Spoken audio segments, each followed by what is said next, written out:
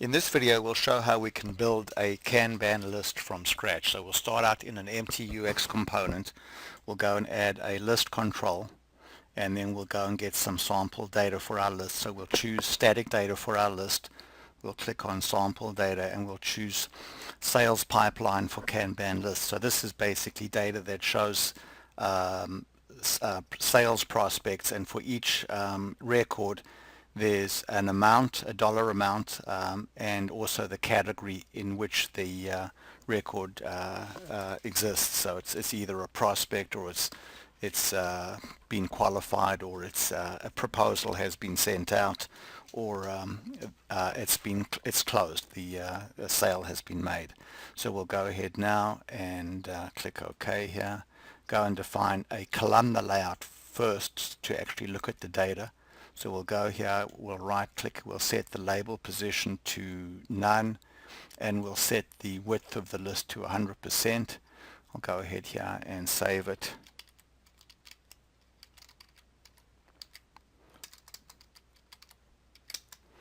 And then we'll go and render it. So we'll go over now to working preview, and we can see here's our list being displayed in a columnar format. So we're going to go back now and change this from a columnar format into a Kanban format. So now we'll reopen the list builder.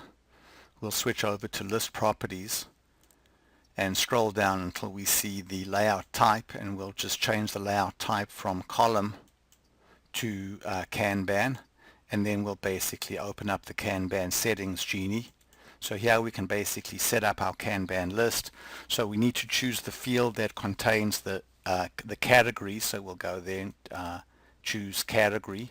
Then we need to specify whether the Kanban categories are displayed horizontally, which is the standard display, or vertically, which would be appropriate on a mobile phone. And then we choose which field contains the order of the items within a category. So we'll go here and choose item order, and we'll leave all of the other properties at their default values. And then the final thing we need to do is to actually go to the layout itself and define the freeform layout for the Kanban list. So to get a start, we'll go here and just click on predefined templates, and we'll choose a template that has field placeholders on the left and then the drag handle on the right. So the drag handle is what the user will click on to move a row to a different position. So I'll go ahead there and click OK. And now we're going to go here and put real field placeholders in to replace this text over there. So I'll choose company, and then I'll choose amount, and I'll put amount on its own line, so I'll just type in a BR. So this is just a standard HTML template with placeholders for the fields in the list data. And then the only item of note here is we have the special placeholder here, which is the Kanban drag handle, and this is the icon that the user will drag on to rearrange the list. So let's go ahead now, click OK, and go over into working preview. So now we can see basically here's our list. We can see that the categories are all here, but they're not in the order that we want. But we can now go here and take this item and move it to a different position, or we can take that item and move it to a different category. So now let's go and rearrange this so that the categories appear in the order in which we would like them to appear.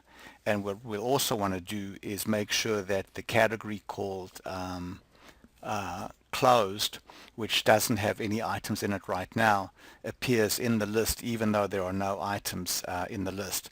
So we'll pause now and pick this up in the next video. So we're continuing now with our video on setting up a Kanban list, and the first thing that we can see that's wrong right now is that these categories are appearing in the wrong order. We would like qualified to appear first, then prospect, then proposal, and then closed. And also we would like another category called lost, which is basically sales that that they were prospects, but we ultimately lost that sale. So there's no records in the lost category, but we'd still like that category to appear. So let's go back now to our list definition, go over to list properties, scroll down to the Kanban definition, and here in the default category names we can enter all the categories in the order that we want them. So we want them in this order: prospect, qualified, proposal, closed, and then lost. So let's go ahead now and click OK. Click OK, and now move over into working preview, and we can see now that the categories are all appearing in the right order.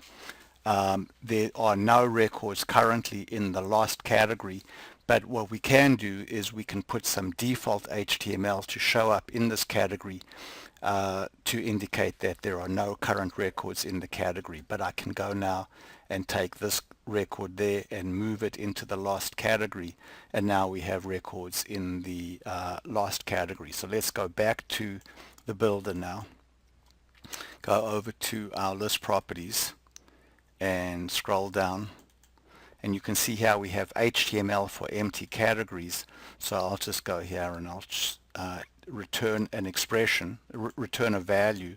So I'm going to go here and say there is no data for, and then this is the name of the group. So the group that is empty in this case is lost, so it's going to say there is no data for lost.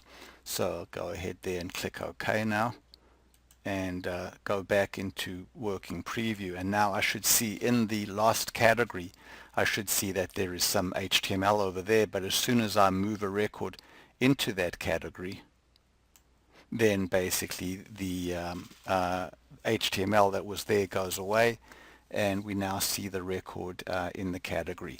So we'll pause now and pick this up in the next video, where we'll go and start adding enhancements to this Kanban list. We're going to basically add in a group footer so that we can see the dollar amount of all of the records that are in a category.